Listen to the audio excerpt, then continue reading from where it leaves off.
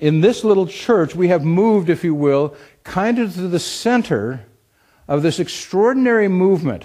If there is a movement within our country that is working, how do we say, working to help people on that edge of evolution, it is clearly Integral Institute and that whole movement.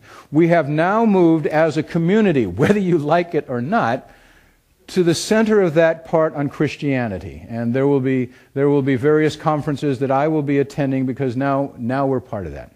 All righty. Personal spiritual development. We've also connected with some additional people. Okay. A new friend, Alexander Hepburn, who is a therapist at Antioch. Our friend and spiritual traveler, Melissa Page, who I recruited from over in Seattle to come over here. Stephen Bodian, a Zen teacher, wrote Meditation for Dummies and just fabulous work. I'm now consulting with him individually because of he's my spiritual teacher at this point for a while. Melissa Gale West, a new friend. She and her dear friend have started a school for mystics in Seattle, and they actually got 15 people or so who actually pay money to go to the school to become mystics. She wants to work with us, so hopefully later in the fall, Melissa and I will be doing a program here. Kurt Treff, some of you know Kurt. He leads Enlightenment Intensives, a process of challenging ourselves to awaken in the moment. He is leading an intensive now over in Indianola this weekend. Karen Sella, many of you met. Karen does the practice of presence. She helped us get Sound Spirit off the ground. And of course, Whitby Institute and Fritz Hull, who has taught wonderful classes here. And David Walmeldorf. You met David 5 or 6 years ago, and he's connected. He has a new book that he's working on called TED, which means the Empowerment Dynamic. TED and God. And he and I will be trying that out on you guys here sometime in the not too distant future. Okay.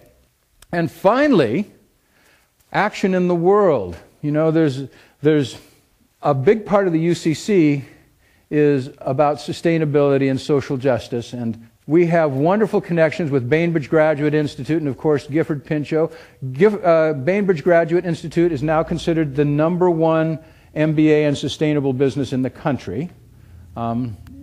As is my typical style, I've left there now. As soon as they get successful, you know. And, of course, Yes Magazine, who's doing wonderful work, David Corton and Sarah Van Gelder, who is the editor. So there we are. We're sitting in an extraordinary matrix at the cutting edge of evolution for our time.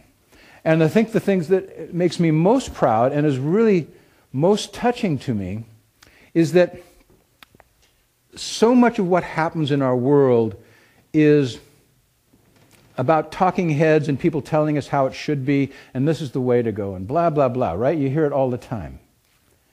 The world is looking at us and says, wait, here is a community of folks who are not trying to be consultants, national spokesmen, college professors.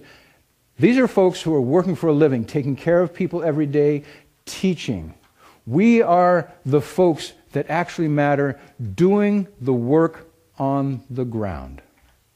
The work we do here is the hard work at the evolutionary edge in our world. This is the work that needs to be done.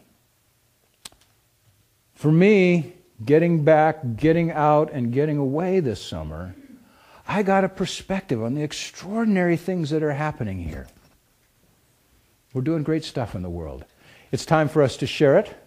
The world is asking us to share what we have learned with the rest of them. And I think it's fair to say that may be our mission. That may be what we have to do next.